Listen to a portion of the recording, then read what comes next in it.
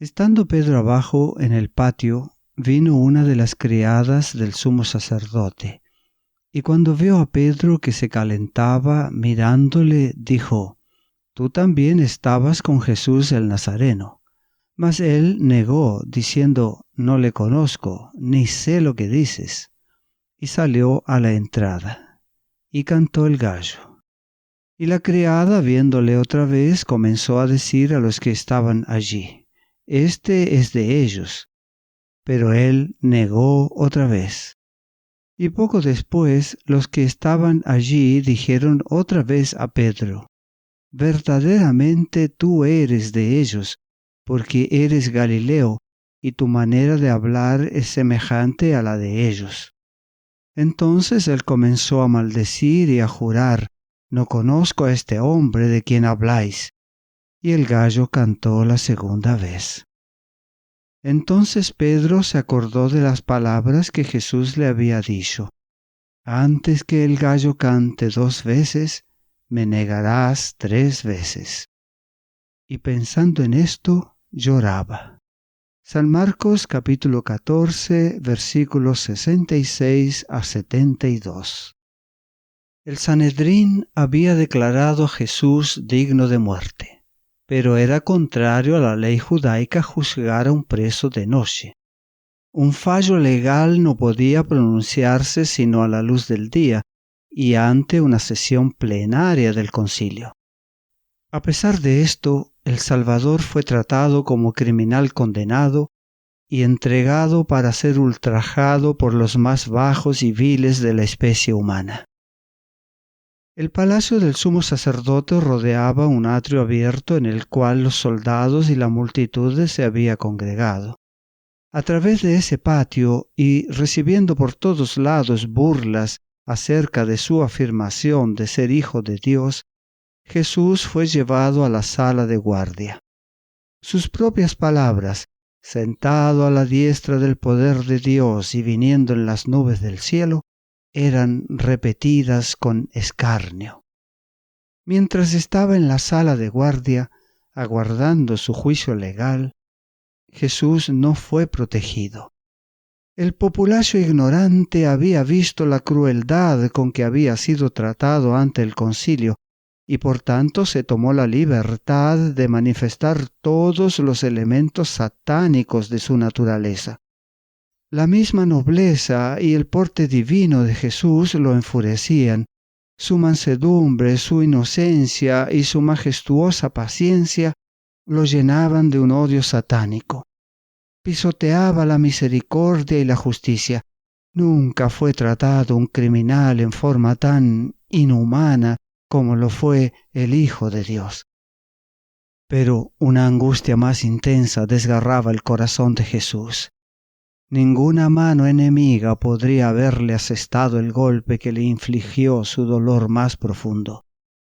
Mientras estaba soportando las burlas de un examen delante de Caifás, Cristo había sido negado por uno de sus propios discípulos. Después de abandonar a su maestro en el huerto, 2 de ellos se habían atrevido a seguir desde lejos a la turba que se había apoderado de Jesús. Estos discípulos eran Pedro y Juan. Los sacerdotes reconocieron a Juan como discípulo bien conocido de Jesús y le dejaron entrar en la sala esperando que, al presenciar la humillación de su maestro, repudiaría la idea de que un ser tal fuese hijo de Dios. Juan habló en favor de Pedro y obtuvo permiso para que entrase también. En el atrio se había encendido un fuego, porque era la hora más fría de la noche, precisamente antes del amanecer. Un grupo se reunió en derredor del fuego, y Pedro se situó presuntuosamente entre los que lo formaban. No quería ser reconocido como discípulo de Jesús, y mezclándose negligentemente con la muchedumbre, esperaba pasar por alguno de aquellos que habían traído a Jesús a la sala.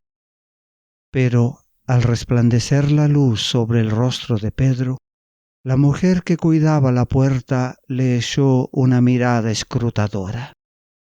Ella había notado que había entrado con Juan. Observó el aspecto de abatimiento que había en su cara y pensó que sería un discípulo de Jesús. Era una de las criadas de la casa de Caifás y tenía curiosidad por saber si estaba en lo cierto. Dijo a Pedro: ¿No eres tú también de los discípulos de este hombre? Pedro se sorprendió y confundió. Al instante todos los ojos del grupo se fijaron en él. Él hizo como que no la comprendía, pero ella insistió y dijo a los que la rodeaban que ese hombre estaba con Jesús. Pedro se vio obligado a contestar y dijo airadamente: «Mujer, no le conozco». Esta era la primera negación, e inmediatamente el gallo cantó. «Oh, Pedro, tan pronto te avergüenzas de tu maestro, tan pronto niegas a tu Señor». El discípulo Juan, al entrar en la sala del tribunal, no trató de ocultar el hecho de que era seguidor de Jesús. No se mezcló con la gente grosera que vilipendiaba a su maestro. No fue interrogado porque no asumió una falsa actitud y así no se hizo sospechoso. Buscó un rincón retraído donde quedase inadvertido para la muchedumbre, pero tan cerca de Jesús como le fuese posible estar. Desde allí pudo ver y oír todo lo que sucedió durante el proceso de su Señor. Pedro no había querido que fuese conocido su verdadero carácter. Al asumir un aire de indiferencia, se había colocado en el terreno del enemigo y había caído fácil presa de la tentación. Si hubiese sido llamado a pelear por su maestro, habría sido un soldado valeroso. Pero cuando el dedo del escarnio le señaló, se mostró cobarde. Sí, muchos que no rehuyen una guerra activa por su Señor son impulsados por el ridículo a negar su fe. Asociándose con aquellos a quienes debieran evitar, se colocan en el camino de la tentación, invitan al enemigo a tentarlos y se ven inducidos a decir y hacer lo que nunca harían en otras circunstancias. El discípulo de Cristo, que en nuestra época disfraza su fe por temor a sufrir oprobio, niega a su Señor tan realmente como lo negó Pedro en la sala del tribunal. Pedro procuraba no mostrarse interesado en el juicio de su maestro, pero su corazón estaba desgarrado por el pesar al oír las crueles burlas y ver los ultrajes que sufría. Más aún, se sorprendía y airaba de que Jesús se humillase a sí mismo y a sus seguidores sometiéndose a un trato tal. A fin de ocultar sus verdaderos sentimientos, trató de unirse a los perseguidores de Jesús en sus bromas inoportunas, pero su apariencia no era natural. Mentía por sus actos y mientras procuraba hablar despreocupadamente, no podía refrenar sus expresiones de indignación por los ultrajes infligidos a su maestro. La atención fue atraída a él por segunda vez y se le volvió a acusar de ser seguidor de Jesús. Declaró ahora con juramento: «No conozco al hombre». Le fue dada otra oportunidad. Transcurrió una hora, y uno de los criados del sumo sacerdote, pariente cercano del hombre a quien Pedro había cortado una oreja, le preguntó: «¿No te vi yo en el huerto con él? Verdaderamente tú eres de ellos, porque eres Galileo y tu habla es semejante». Al oír esto, Pedro se enfureció. Los discípulos de Jesús eran conocidos por la pureza de su lenguaje, y a fin de engañar plenamente a los que le interrogaban y justificar la actitud que había asumido, Pedro negó ahora a su maestro con maldiciones y juramentos. Y el gallo volvió a cantar. Pedro lo oyó entonces y recordó las palabras de Jesús: antes que el gallo haya cantado 2 veces, me negarás 3 veces. Mientras los juramentos envilecedores estaban todavía en los labios de Pedro y el agudo canto del gallo repercutía en sus oídos, el Salvador se desvió de sus ceñudos jueces y miró de lleno a su pobre discípulo. Al mismo tiempo, los ojos de Pedro fueron atraídos hacia su maestro. En aquel amable semblante leyó profunda compasión y pesar, pero no había ira.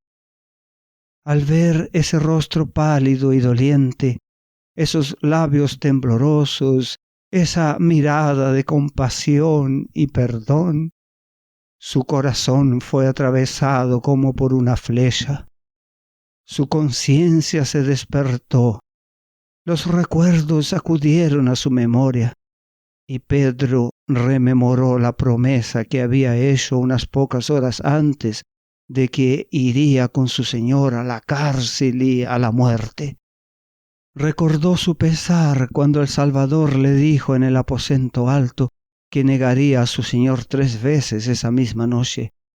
Pedro acababa de declarar que no conocía a Jesús, pero ahora comprendía, con amargo pesar, cuán bien su Señor lo conocía a él y cuán exactamente había discernido su corazón, cuya falsedad desconocía él mismo. Una oleada de recuerdos le abrumó. La tierna misericordia del Salvador, su bondad y longanimidad, su amabilidad y paciencia para con sus discípulos tan llenos de yerros, lo recordó todo. También recordó la advertencia: Simón, Simón, he aquí Satanás os ha pedido para zarandaros como a trigo, mas yo he rogado por ti que tu fe no falte. Reflexionó con horror en su propia ingratitud, su falsedad, su perjurio. Una vez más miró a su maestro y vio una mano sacrílega que le hería en el rostro. No pudiendo soportar ya más la escena, salió corriendo de la sala con el corazón quebrantado. Siguió corriendo en la soledad y las tinieblas, sin saber ni querer saber a dónde. Por fin se encontró en Getsemaní. Su espíritu evocó vívidamente la escena ocurrida algunas horas antes.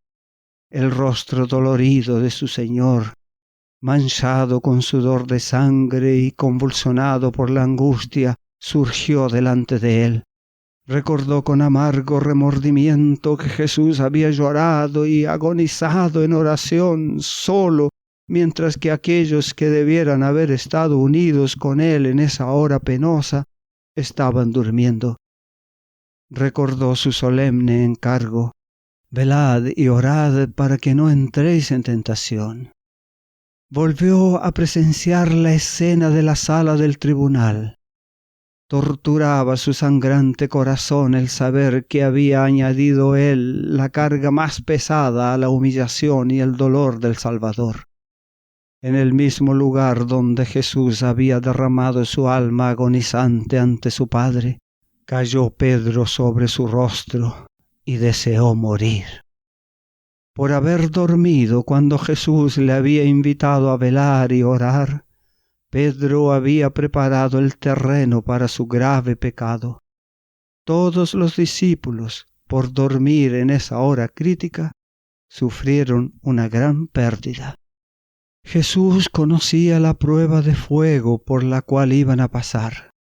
Sabía cómo iba a obrar Satanás para paralizar sus sentidos a fin de que no estuviesen preparados para la prueba. Por lo tanto, Jesús los había amonestado.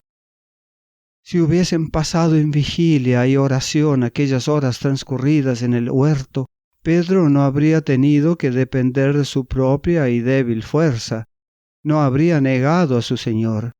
Si los discípulos hubiesen velado con Cristo en su agonía, habrían estado preparados para contemplar sus sufrimientos en la cruz. Habrían comprendido en cierto grado la naturaleza de su angustia abrumadora. Habrían podido recordar sus palabras que predecían sus sufrimientos, su muerte y su resurrección. En medio de la lobreguez de la hora más penosa, algunos rayos de luz habrían iluminado las tinieblas y sostenido su fe. Tan pronto como fue de día, el Sanedrín se volvió a reunir y Jesús fue traído de nuevo a la sala del concilio. Se había declarado Hijo de Dios y habían torcido sus palabras de modo que constituyeran una acusación contra él. Pero no podían condenarle por esto, porque muchos de ellos no habían estado presentes en la sesión nocturna y no habían oído sus palabras. Y sabían que el tribunal romano no hallaría en ellas cosa digna de muerte. Pero si todos podían oírle repetir con sus propios labios estas mismas palabras, podrían obtener su objeto. Su aserto de ser el Mesías podía ser torcido hasta hacerlo aparecer como una tentativa de sedición política. ¿Eres tú el Cristo?, dijeron. Dínoslo. Pero Cristo permaneció callado. Continuaron acosándole con preguntas. Al fin, con acento de la más profunda tristeza, respondió: Si os lo dijere, no creeréis. Y también si os preguntare, no me responderéis, ni me soltaréis. Pero a fin de que quedasen sin excusa, añadió la solemne advertencia: Mas después de ahora, el Hijo del Hombre se asentará a la diestra del poder de Dios. Luego, ¿tú eres el Hijo de Dios?, preguntaron a una voz. Y él les dijo: Vosotros decís que soy. Clamaron entonces: ¿Qué más testimonio deseamos? Porque nosotros lo hemos oído de su boca. Y así, por la tercera condena de las autoridades judías, Jesús había de morir. Todo lo que era necesario ahora, pensaban, era que los romanos ratificasen esta condena y le entregasen en sus manos. Entonces se produjo la tercera escena de ultrajes y burlas, peores aún que las infligidas por el populacho ignorante. En la misma presencia de los sacerdotes y gobernantes y con su sanción, sucedió esto. Todo sentimiento de simpatía o humanidad se había apagado en su corazón. Si bien sus argumentos eran débiles y no lograban acallar la voz de Jesús, tenían otras armas, como las que en toda época se han usado para hacer callar a los herejes: el sufrimiento, la violencia y la muerte. Cuando los jueces pronunciaron la condena de Jesús, una furia satánica se apoderó del pueblo. El rugido de las voces era como el de las fieras. La muchedumbre corrió hacia Jesús gritando: «¡Es culpable! ¡Matadle!». De no haber sido por los soldados romanos, Jesús no habría vivido para ser clavado en la cruz del Calvario. Habría sido despedazado delante de sus jueces si no hubiese intervenido la autoridad romana y por la fuerza de las armas impedido la violencia de la turba. Los paganos se airaron al ver el trato brutal infligido a una persona contra quien nada había sido probado. Los oficiales romanos declararon que los judíos, al pronunciar sentencia contra Jesús, estaban infringiendo las leyes del poder romano y que hasta era contrario a la ley judía condenar a un hombre a muerte por su propio testimonio. Esta intervención introdujo cierta calma en los procedimientos, pero en los dirigentes judíos habían muerto la vergüenza y la compasión. Los sacerdotes y gobernantes, se olvidaron de la dignidad de su oficio y ultrajaron al Hijo de Dios con epítetos obscenos. Le escarnecieron acerca de su parentesco y declararon que su acerto de proclamarse el Mesías le hacía merecedor de la muerte más ignominiosa. Los hombres más disolutos sometieron al Salvador a ultrajes infames. Se le echó un viejo manto sobre la cabeza y sus perseguidores le herían en el rostro, diciendo: «Profetízanos tú, Cristo, ¿quién es el que te ha herido?». Cuando se le quitó el manto, un pobre miserable le escupió en el rostro. Los ángeles de Dios registraron fielmente toda mirada, toda palabra y todo acto insultantes de los cuales fue objeto su amado general. Un día, los hombres viles que escarnecieron y escupieron el rostro sereno y pálido de Jesucristo, mirarán aquel rostro en su gloria, un rostro más resplandeciente que el sol. La gracia de Dios sea contigo.